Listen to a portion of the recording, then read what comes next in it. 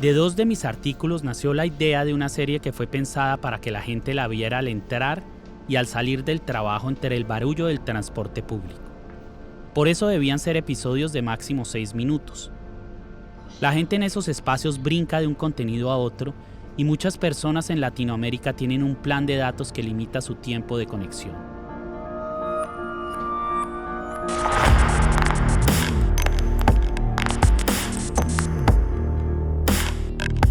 La política colombiana está consternada con la aparición de Matarife, una serie documental que amenaza con destapar la caja de Pandora de la historia reciente en ese país.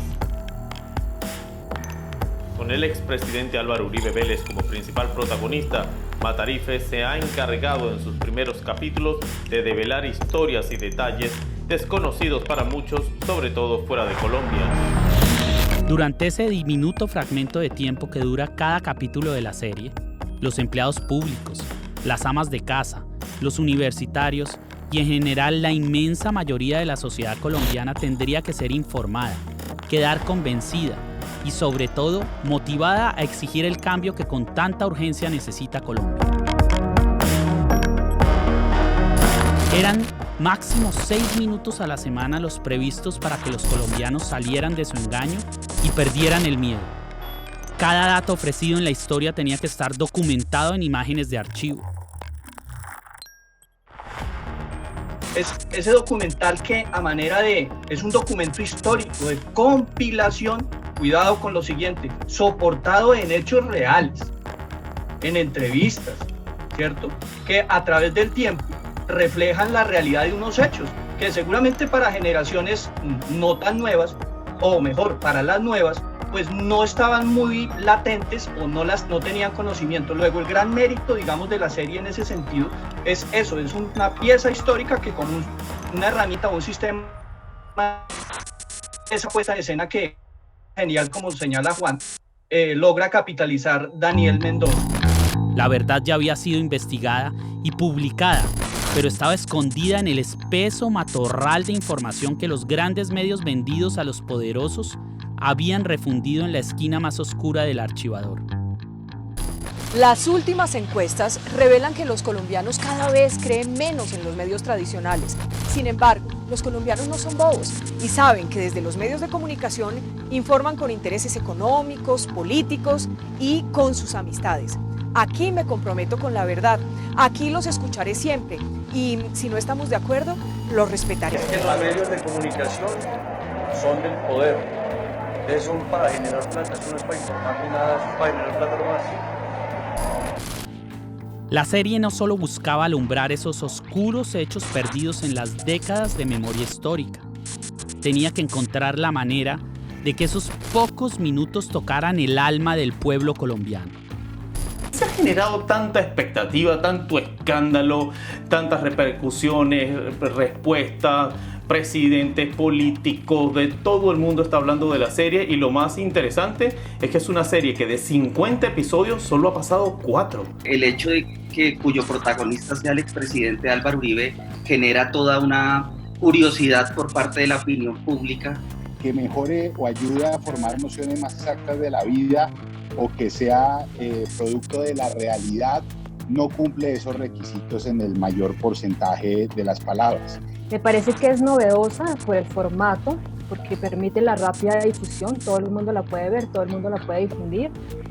Entonces uno se pregunta por qué no se había hecho algo así antes. Entonces es indiscutible que es innovadora en ese sentido. La serie crea un hecho político en Colombia, es decir, aparece otro relato en un momento histórico en que la imagen del expresidente Uribe alcanza niveles históricos de impopularidad. Es un relato que irrumpe la escena política en contraposición al relato uribista. Pero ¿es esto lo que necesita Colombia al final de cuentas? Ya basta. Yo sí creo que Colombia tiene que saber la verdad para que pueda, digamos, haber una transformación. Se necesita saber la verdad y yo creo que Uribe tiene que contarnos muchas cosas. Eso empieza por desarmar ese relato que se ha creado, que él no sabe nada, él es una víctima. Entonces, en el momento en que se cuente la verdad, ahí sí ya podemos decir que se puede pasar la página. No pretendía que la serie fuera un mero difusor de la información, sino que esa información debía permitir estructurar una propuesta audiovisual y narrativa que pegara en el tuétano del inconsciente colectivo.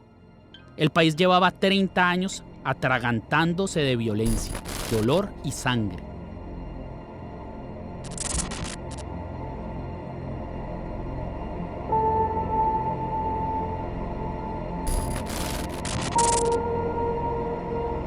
Para finales del año 2019 contaba con mis guiones, un dron y una cámara de cine prestada. La idea inicial era que yo fuera una sombra. Sin embargo, cuando inicié el proceso de creación de los guiones, entendí que si la finalidad era irradiar e infundir valentía a la sociedad colombiana, eso generaría aún más terror. Una sombra espanta.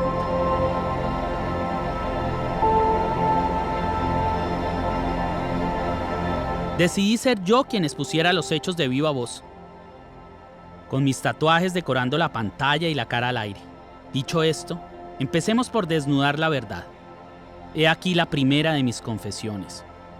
No existe Jack Nielsen, ni mucho menos Emma Thompson.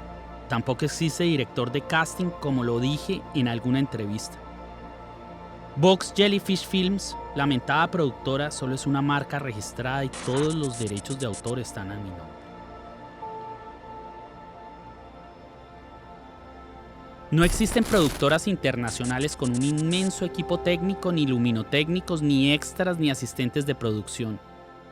La serie se hizo solo con la fuerza que le metimos para que saliera adelante.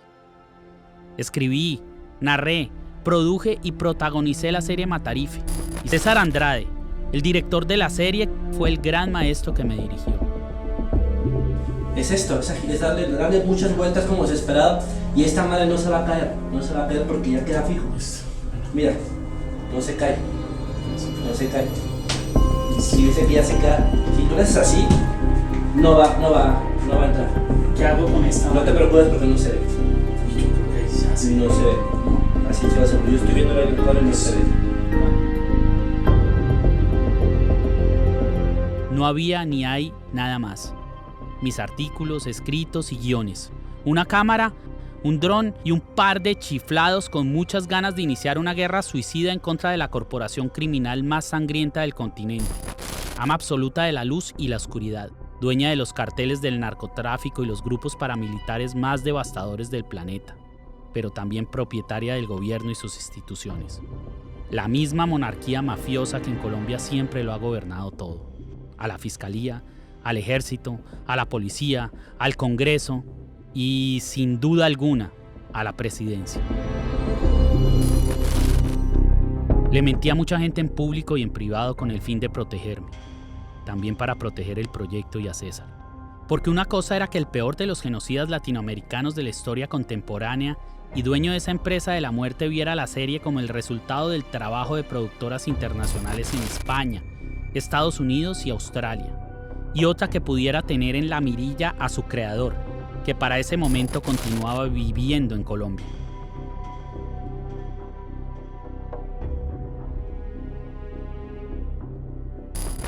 Nuestra pregunta sobre Matarife en particular es que no hay respuesta sobre unas cosas que me parece que los lectores tienen derecho a saber. O sea, quién financia esa película, quién la dirigió, ¿no? Y a mí eso me parece un poco raro que sobre eso haya tanto misterio. ¿No? La respuesta de Daniel fue que eran 3 ONGs internacionales que le habían pedido hacer la película y nosotros le preguntamos pues cuáles son los nombres. No puedo decirlo porque ellos tienen mucho miedo de que los maten, no sé, en Australia o no sé dónde, pues que es un poquito, pues a mí me parece que es un poco raro. Y quienes la dirigieron, unos jóvenes estudiantes en México, ¿no? Pues digamos que me parece raro el misterio. Pues, seguro que no hay nada que esconder, pero me parece un poquito raro porque no lo dicen. Yo siempre creo que eso es como una información que el público debe conocer. La serie Matarife, de la que no se ha visto sino solo un capítulo, es una producción de televisión en la que yo no tengo nada que ver, pero sí sé que está basada en hechos absolutamente comprobados y dichos 1000 veces, y es el rabo de paja que tiene el senador Álvaro Uribe y que él odia que le saquen a relucir. Por eso me sorprende cuando tú dices que nosotros odiamos a Uribe o que no nos cae bien, porque es que eso fue lo mismo que me dijo Álvaro Uribe la última vez que yo fui a verlo y con quien hablé 15 minutos, que él me decía, es que yo le caigo mal a usted, yo en realidad no, ni Gonzalo Guillén.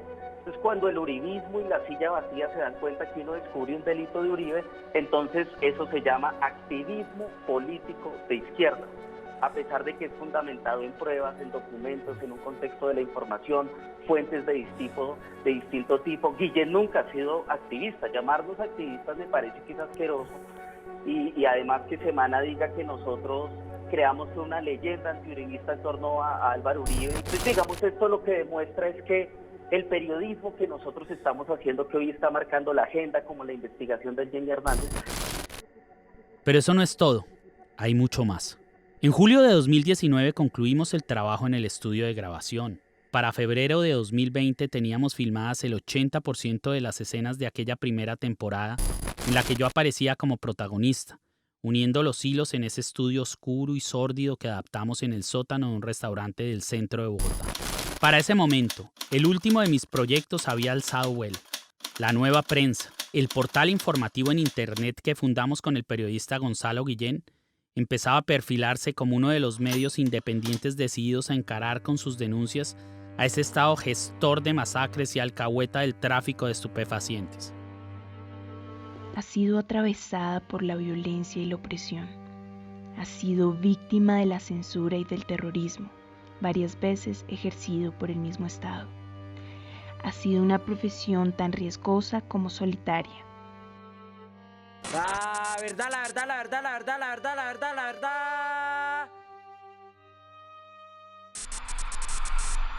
Tras años de censura en la prensa tradicional, un grupo de periodistas y abogados encuentra en el nuevo mundo digital la oportunidad para difundir masivamente sus investigaciones.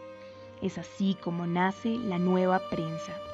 La Nueva Prensa ha sido reconocida por revelar investigaciones de interés nacional que han impactado al poder y a la opinión pública. y que han servido también como insumo para la justicia colombiana.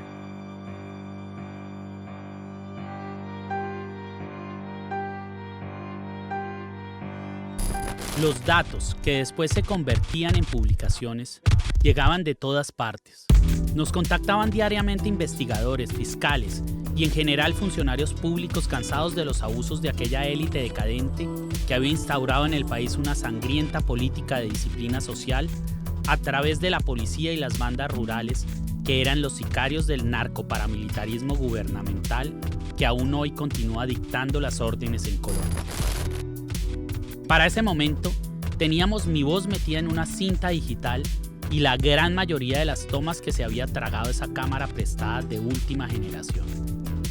Eso era lo que había de la primera temporada cuando Gonzalo Guillén, mi socio en el portal periodístico, me dijo en su apartamento: tengo una información que es una bomba atómica, unas grabaciones que prueban que entre Uribe y los narcos del cartel de La Guajira y el Cesar le compraron las elecciones presidenciales a Iván Duque.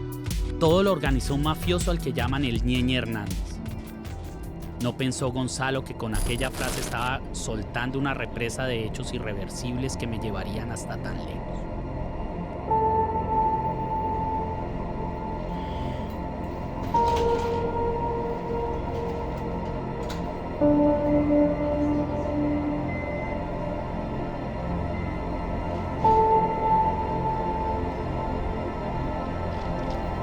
Los mismos que me tienen aquí, frente a todos ustedes, en este confesionario que aún no ha terminado de escuchar todas mis verdades.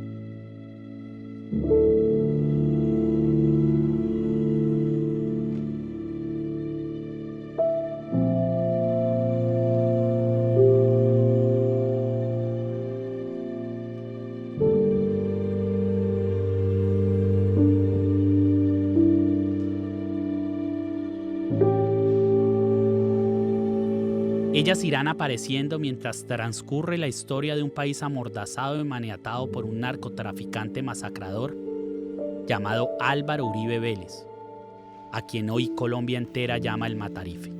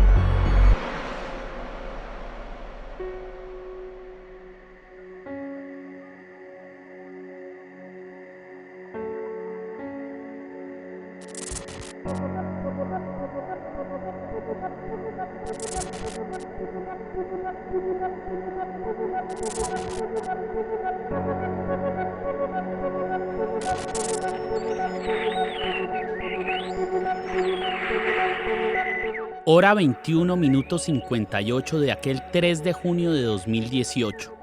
Así lo indicaba con precisión milimétrica la consola de sonido en la que reposaban los cafés de los dos funcionarios de la Dirección de Investigación Criminal DIJÍN, adscritos a la Fiscalía General de la Nación. Con los audífonos puestos, escuchaban atento las interceptaciones realizadas a un teléfono móvil perteneciente a José Guillermo El Ñeñe Hernández. ¿Cuándo nos vemos? ¿Cuándo va a Bucaramanga, compadre? Después de las elecciones, que ganemos. No, toca meterle duro a esa mierda. Y llevar y mandar plata para la gente para que salga a votar y toda la mierda. Yo me diría eso. Aquí en San Martín y a todos yo les dejo de a 50.000 pesitos para que vayan y voten.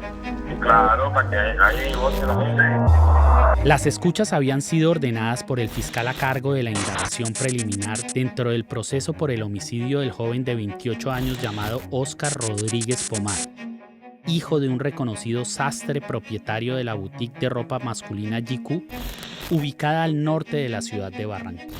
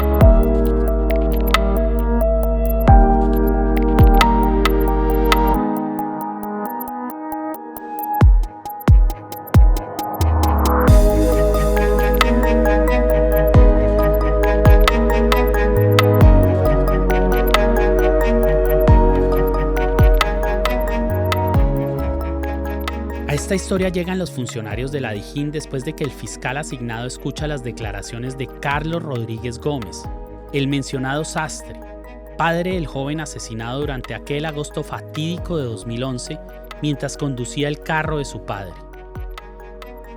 Durante la diligencia, el hombre desconsolado le contó al fiscal cómo el destino le había regalado a su hijo esos 6 tiros mortales que eran para él. Carlos Rodríguez no solo estaba en el negocio de la moda, era un lavador de la mafia y un prestamista de grandes sumas de dinero, quien para el día de la muerte de su hijo se encontraba retomando las riendas de su negocio después de haber estado preso en los Estados Unidos. El sastre, en su condición de prestamista canalizador de divisas oscuras, llegó de Norteamérica a cobrar las millonarias cifras en dólares que le adeudaban varios de los miembros de esa oligarquía costeña, que acostumbraban a pagarle cuando ya el ganado había crecido o cuando confirmaban que las avionetas habían aterrizado sanas y salvas. El Ñeñe le debía al sastre aproximadamente en pesos lo que para la época era $1 millón. El mafioso prefirió pagárselo en plomo y por eso le pidió a Marcos Figueroa, su socio de cartel, que le organizara el homicidio, el cual fue ejecutado por un sicario distraído que terminó matando al hijo y no al papá.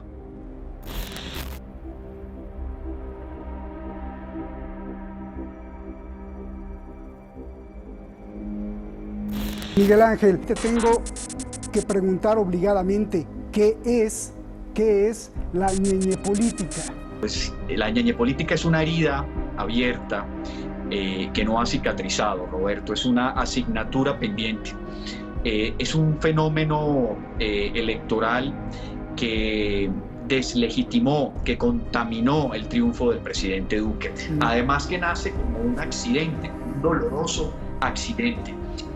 Recordemos que la ñeñepolítica es la intervención de un individuo oscuro, soterrado, subterráneo, del mundo más oscuro de la delincuencia, que le hacen un préstamo económico y que a partir de eso, por la necesidad de no pagar ese préstamo económico, decide asesinar a su acreedor con la trágica eventualidad de que a quien asesina es a su propio hijo, un muchacho, Oscar Eduardo, de 26 años.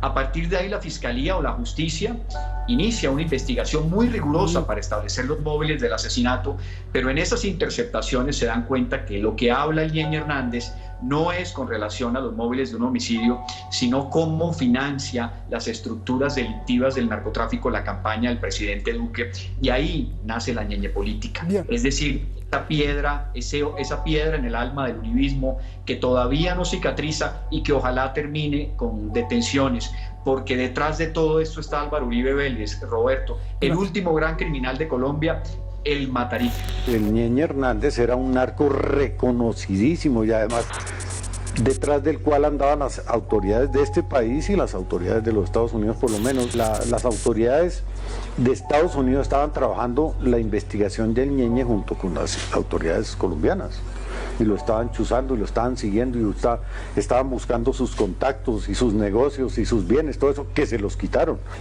Al Ñeñe Hernández lo investigaban por lavado de activos y narcotráfico desde 2007, ¿sí? A raíz de las denuncias de Gonzalo Guillén, que es una estructura mafiosa del narcotráfico que dirige Marquitos Figueroa. Y sobre el cargo específico del Ñeñe Hernández, es el brazo político de la organización, o sea, es el contacto de la organización con los políticos. Eso según el organigrama de autoridades de Estados Unidos. Pero eso tiene un sustento fáctico de fechas y de documentos que vienen de la Fiscalía General de la Nación y de la DIJÍN, y en donde el propio fiscal, en ese entonces, de fiscal Bacrimbi de las finanzas criminales, el 11 de junio de 2019 dice: hemos dado el golpe más contundente al narcotráfico y a las finanzas del narcotráfico.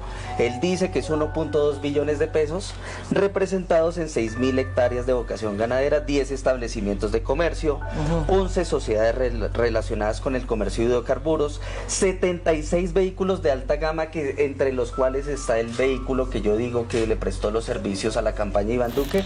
Con el cuerpo de Óscar Rodríguez avaliado y tirado justo al frente de la sastrería, en la calle 72 con carrera 48 de aquella ciudad empotrada en el trópico, inicia la investigación de un crimen común. Otro más de esos que albergan las bandejas frías de medicina legal que son el hotel de paso al que siempre llegan, cansados, los millones de muertos que dejan los narcos cuando ajustan sus cuentas. Los investigadores habían llegado a cumplir la orden de interceptación de algunas líneas telefónicas dentro del marco de otra investigación ordinaria, sin ningún tipo de relevancia pública. Jamás pensaron que a sus oídos llegarían las charlas amenas de un narcotraficante folclórico y varios personajes de la política nacional que gestionaban la compra de las elecciones por parte de un cartel del narcotráfico. El muerto, el hijo del sastre, había salido de fiesta a cantar el nombre del Matarife. El Ñeñe Hernández hacía parte del clan de Marquitos Figueroa, aliado y secuaz de Kiko Gómez, exgobernador de La Guajira que exportaba cocaína amparado por Álvaro Uribe Vélez y en asocio con funcionarios del Departamento Administrativo de Seguridad DAS, entidad dirigida por varios de sus empleados de confianza que luego fueron puestos presos por paramilitarismo, homicidios e interceptación ilegal de comunicaciones a periodistas y opositores. Kiko y Marquitos estaban económicamente relacionados con una larga lista de políticos ancestralmente reconocidos por dirigir agrupaciones criminales. Estructuraron bajo el amparo del uribismo varios grupos paramilitares y una red de sicariato electoral al servicio de la oscura oligarquía caribeña que se encargaba de eliminar a plomo o con amenazas a sus opositores de la arena pública. Francisco Gómez, gobernador del departamento de La Guajira, fue capturado por la Fiscalía, quien manifestó que hay suficientes pruebas para vincular al servidor público con narcotráfico, con paramilitarismo y homicidio de varias personas. Investigadores que denunciaron estos hechos aseguran que el expresidente Álvaro Uribe era muy cercano al gobernador de La Guajira y que con esta captura siguen cayendo aliados del uribismo por nexos con el crimen organizado. Llegó el periodista Gonzalo Guillén a declarar como testigo contra el político. Gómez Cerchar quiso intimidarlo. Acá en estos estrados es que quería conocerlo y enfrentarlo. ¿Usted pudo ubicar al menos a alguno de los autores materiales de la muerte del señor Henry Ustaris, sí o no? Vea, yo le voy a pedir un favor, a mí no me grite, me respeta. Yo no entiendo por qué estamos ya a punto de pedir guantes. La audiencia por fin entendió la intención de Kiko Gómez y su defensa, que se mencionaran los nombres de quienes aseguran que Gómez Cerchar es el responsable del asesinato de la exalcaldesa de Barranca Guajira, Yandra Brito, su esposo y su escolta. Sería importante, en aras de esclarecer los hechos, pues conocer cuáles son los testigos. Guillén acudió a la reserva de la fuente y el juez lo respaldó. Así se evitó revelar los nombres de los testigos que el periodista grabó en video. Y me dicen a mí que no van, que prefieren cualquier cosa ir a declarar porque los van a asesinar. ¿Y a quién le atribuyen esos muertos, esas víctimas? A la organización criminal de Kiko Gómez y Marcos Figueroa. Estaba muy asustada. Me dijo incluso que el Kiko Gómez lo había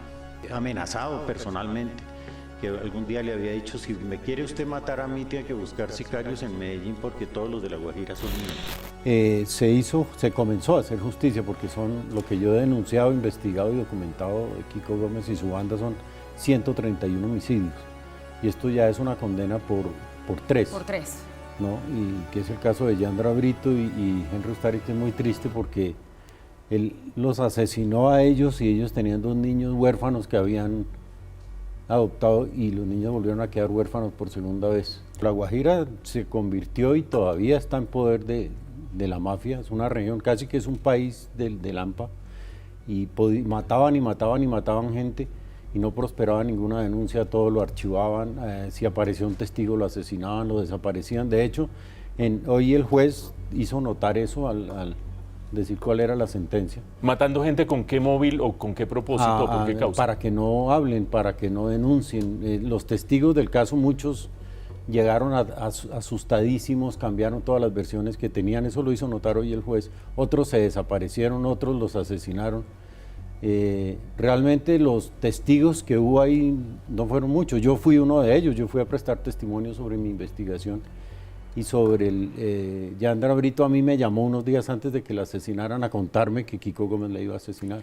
Me siento muy satisfecho, por lo menos. Estoy muy contento de que haya comenzado a haber justicia y espero que se sepa. Él tiene 55 años, ya va a salir otra sentencia por el homicidio del concejal de Barrancas, Luis López Peralta, y estoy convencido pues que va a salir condenado también y ahí le pondrán una pena de unos 40 años más. No puede pasar de 60, pero la justicia tiene que esclarecer todos los 131 homicidios y el país y la sociedad tienen que saber la verdad sobre esos 131 homicidios.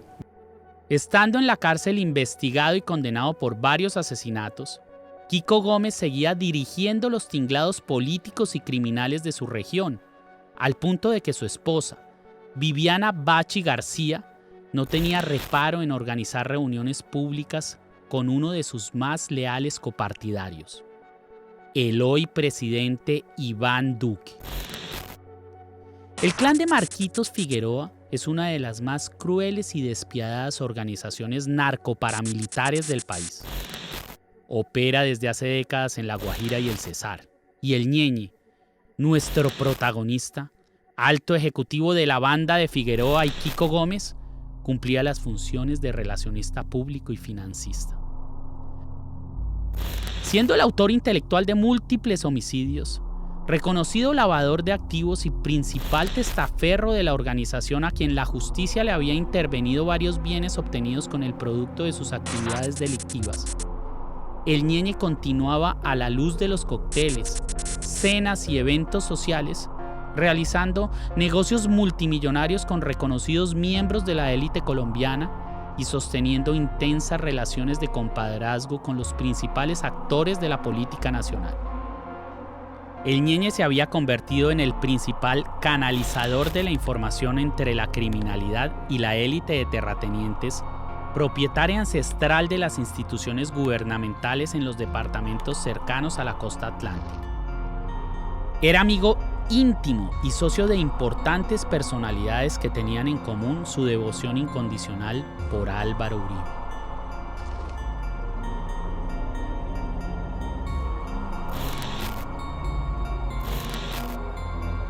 Sergio Araujo Castro es un alto ejecutivo del uribismo y uno de los niños consentidos de nuestro señor Masacre. Él es un patrocinador del ex senador uribista y parapolítico condenado Mauricio Pimienta. Ambos fueron fichas claves del cruento paramilitar Rodrigo Tobar alias Jorge 40. A su vez, Este comandante de las autodefensas recibía órdenes de ejecución de civiles directamente de Álvaro Uribe Vélez, las cuales eran ejecutadas por el entonces capitán del ejército Adolfo Enrique Guevara, alias 101, quien se convirtió en uno de los sicarios del hoy expresidente. Araujo Castro nació en Cuna, Paraca. Es hijo y hermano de 2 condenados por ser auspiciadores de las autodefensas.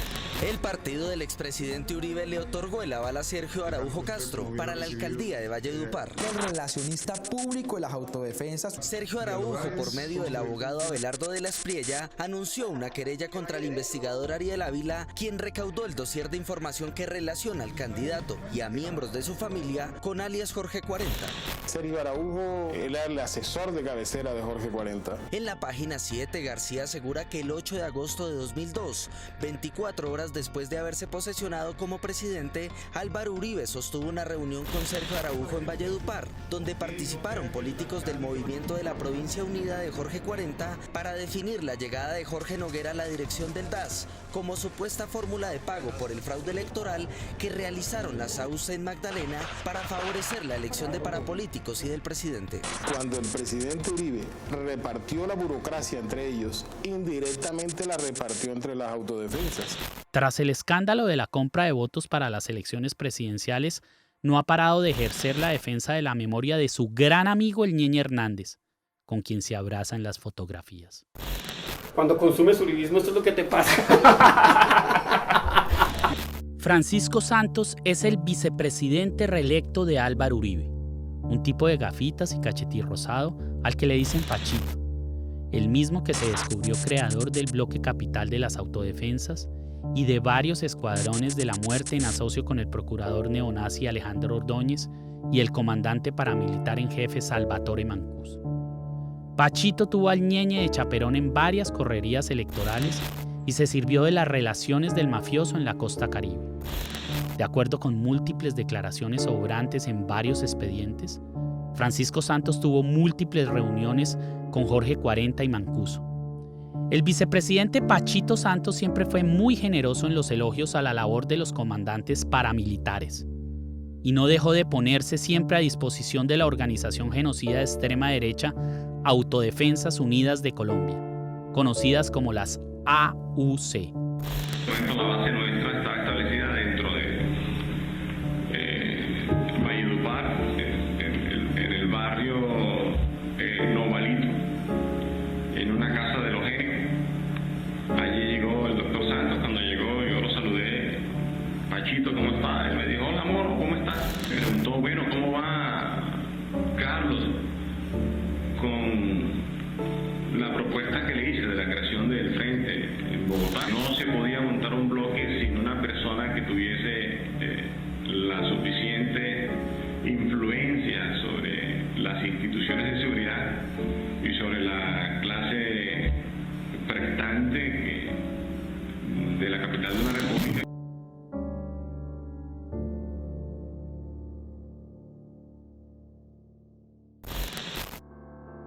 Y a mí donde yo voy, hueputa, el fiscal de la nación, el que sea, me rinde pleitesía. ¿Ya me entiendes? Porque yo llego del fiscal y llego por el grande. Ya.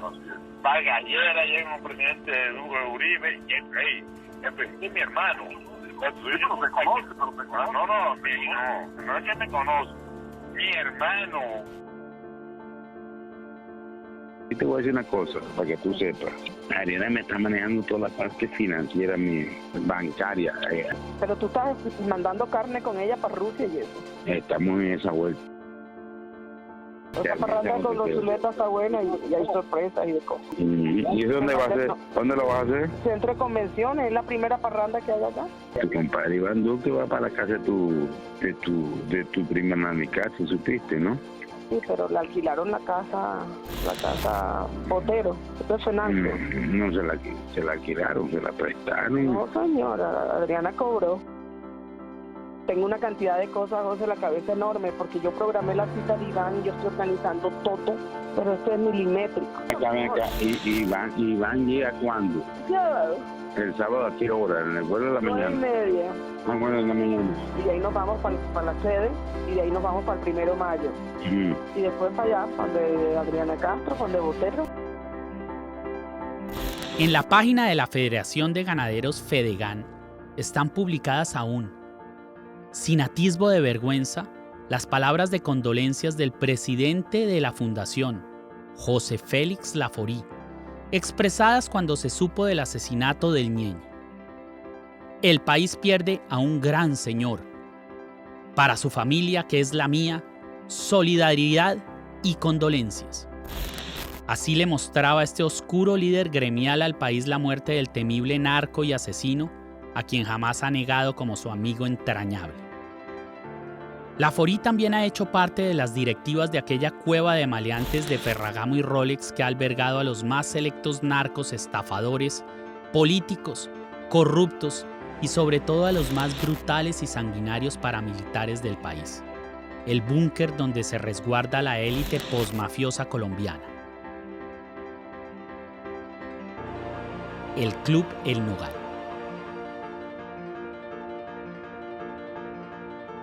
Laforí fue un alto funcionario del gobierno uribista. Es esposo de María Fernanda Cabal, la cómplice del señor Masacre en el Senado de la República.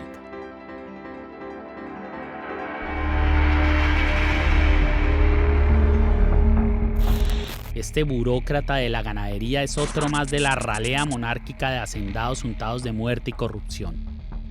Fue sancionado por la Procuraduría por tráfico de influencias. Es un propiciador del despojo de tierras que ha dejado sin hogar a millones de campesinos colombianos.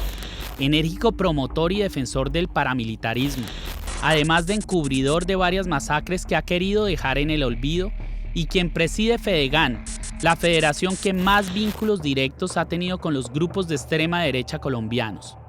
Dicha federación fue puesta a disposición del Ñeñe como gestora comercial de los negocios de exportación del ganado que había obtenido a través del narcotráfico. ¡Estudien, vagos! ¡Lean! En una red de negocios en los sectores agropecuario, energético e inmobiliario, incluidas empresas en Panamá, país offshore, de acuerdo con una investigación del portal Cuestión Pública. Las polémicas se extienden a su esposo José Félix Laforí, presidente de Fedegan. En 2005 fue señalado por el ex jefe paramilitar Salvatore Mancuso de buscarle para que ayudara en la elección de Mario Iguarán como fiscal general. Cabal, según la web de la Cámara de Representantes, trabajó para el ente investigador dirigido por Iguarán desde ese año hasta 2007 como directora de Asuntos Internacionales. Laforí también fue señalado por Gis Medina de ser uno de los funcionarios del gobierno de Uribe que intentaron persuadirla para votar a favor de la reelección del expresidente. Alejandro Ordóñez, entonces procurador general y amigo de la pareja Laforí Cabal, absolvió al empresario ganadero y a otros servidores públicos. Fedegan, gremio que preside Laforí, firmó 8 contratos y 10 convenios entre 2011 y 2016 por más de 31.700 millones de pesos. De los 18 procesos, 10 fueron adjudicados de forma directa. Sobre sus aportantes de campaña se destacan 2. La Asociación de Bananeros de Colombia Augura, que en 2017 aceptó que algunos de sus directivos financiaron a las Convivir. Entre 2013 y 2019, Augura firmó 2 contratos y 6 convenios con el Estado por más de 49.356 millones. 2 procesos se adjudicaron de manera directa. El segundo es José Ernesto Macías, representante legal de Aportes San Isidro S.A.S., empresa vinculada al emblemático caso de reclamación de tierras conocido como Las Pavas. Estas son algunas de las relaciones que este narcotraficante dejó petrificadas en la vitrina de su Instagram, cuya clave se llevó a la tumba dejando su sonrisa desnuda en cientos de fotografías. Esa sonrisa de payaso perverso que hoy en día a tanto político asusta. Las fotos de esa red social pusieron en evidencia sus vínculos estrechos con empresarios, funcionarios públicos de todos los niveles, instituciones y dependencias y hasta con personalidades de la farándula como reconocidas modelos, promotores artísticos y cantantes. Los lazos más estrechos del Ñeñe eran con el alto poder. Con el actual presidente de la República, Iván Duque, eran amigos desde la infancia. Públicamente habían afirmado que eran como hermanos. Con Álvaro Uribe, el Matarife, sostenía una entrañable amistad que lo llevó a darle el beso de Judas a la esposa, la modelo y ex reina de belleza María Mónica Urbina, cuando le expresó públicamente sus más sentidas y sinceras condolencias tras el fallecimiento de ese buen muerto que tanto había querido. Pero las relaciones del Ñeñe iban más allá de la fauna narcoparapolítica, farandulera empresarial del país.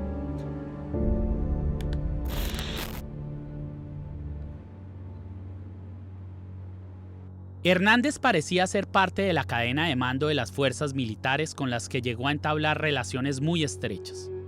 Al Ñeñe le rendían honores coroneles, generales de la policía y el ejército.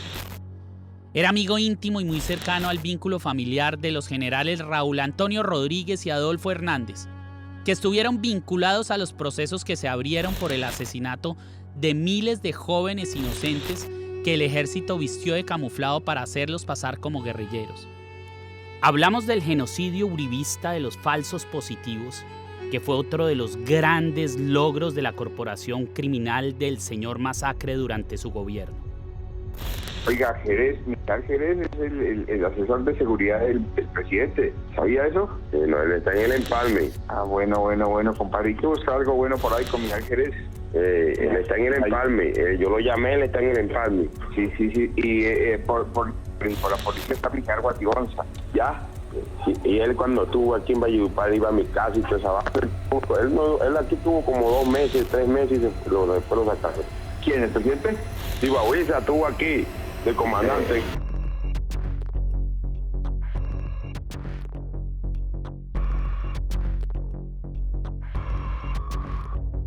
El narcotraficante nunca escondió la fraterna relación de años con uno de los militares insignias de la lucha contra el narcotráfico. El general Ricardo Restrepo, el mismo que apareció varias veces agarrando mulas de la mafia en El Dorado como protagonista del documental de National Geographic llamado Alerta Aeropuerto. En El Dorado ya estamos superando los 700 kilos de clorhidrato de cocaína incautados en este año. Esto inclusive representa un incremento frente a lo que llevábamos el año pasado para esta misma época, que íbamos aproximadamente en 450 kilos de clorhidrato de cocaína. Aquí lo que nos toca a nosotros es seguir adelante, no desfallecer y tener, como siempre, la convicción de que esto lo vamos a acabar. Este prestante jerarca militar estaba dedicado a agarrar a los incautos que, manipulados por los narcos de verdad, se llenaban la panza de droga para salvar así del hambre a su familia. Mafiosos que son los que alimentan a las pobres mulas cargadas de cocaína que en el aeropuerto capturaba de vez en cuando el oficial. Ese es el comprometido militar justiciero que brilla en la pantalla. Allí está frente a ustedes, justo al lado del Ñeñe, que en la foto hace coquitos con su sonrisa mientras sostiene el whisky en la mano.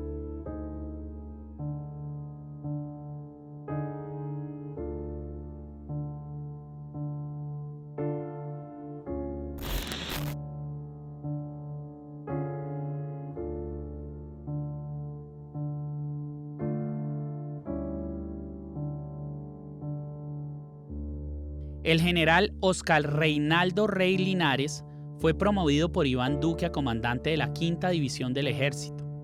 Entre los méritos que llevaron al presidente a ubicarlo en uno de los cargos más importantes de la milicia fue el haber sido uno de los militares que puso a disposición del Ñeñe Hernández los aviones de la fuerza y haber estado involucrado en el asesinato de una niña de 13 años. La menor y su hermano, pertenecientes a la comunidad indígena Wiwacacuma, fueron presentados como falsos positivos. La Ñeñe llegamos a los falsos positivos. Los generales Raúl Antonio Rodríguez y Adolfo Hernández, que aparecieron en una foto con el Ñeñe Hernández, están ellos mismos vinculados a procesos que le abrieron para investigar casos de falsos positivos. Otro amiguito de Ñeñe era Jorge Humberto Jerez Cuellar, que fue denunciado por congresistas también por interceptaciones ilegales, que eso también es otro atropello a la democracia.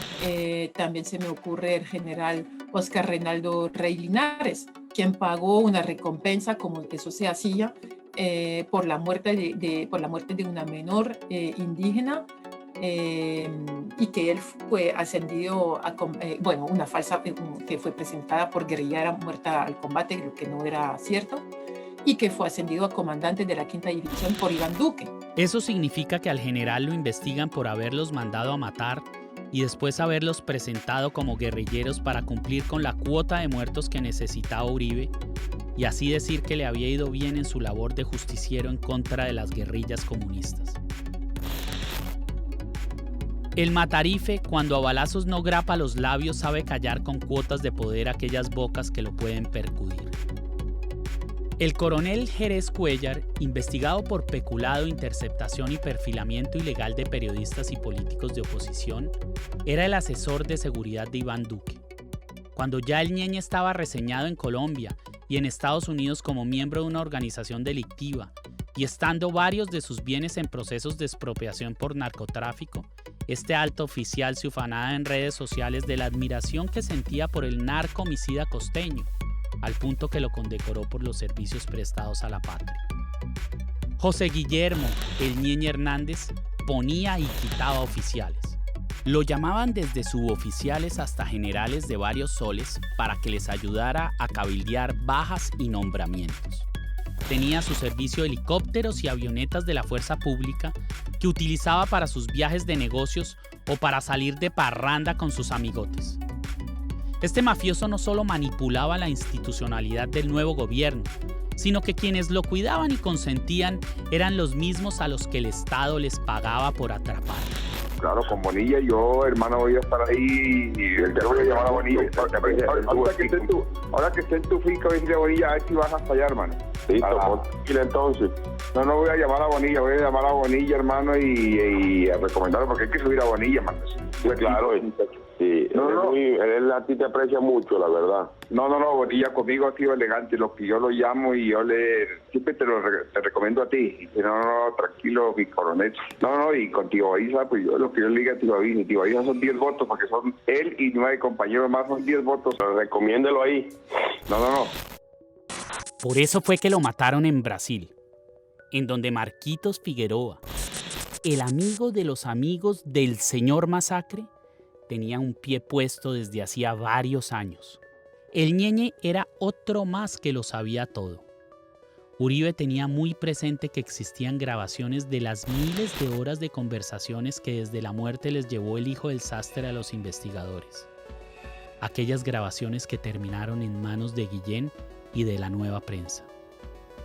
Audios que empezaron a destapar el alma de aquel oscuro personaje, que ya de senador, después de haber sido presidente, nombró como directora de su unidad de trabajo legislativo a una persona de toda su confianza, quien se llamaba Claudia Daza. La Calla, le decía.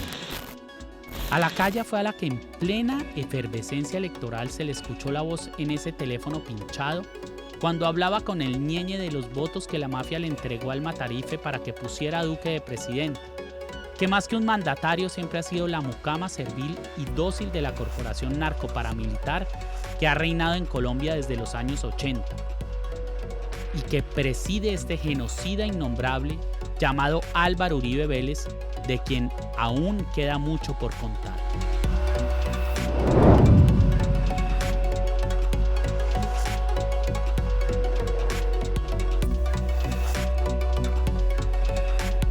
Pero me queda el remordimiento, me queda el hondo pesar que durante mi ministerio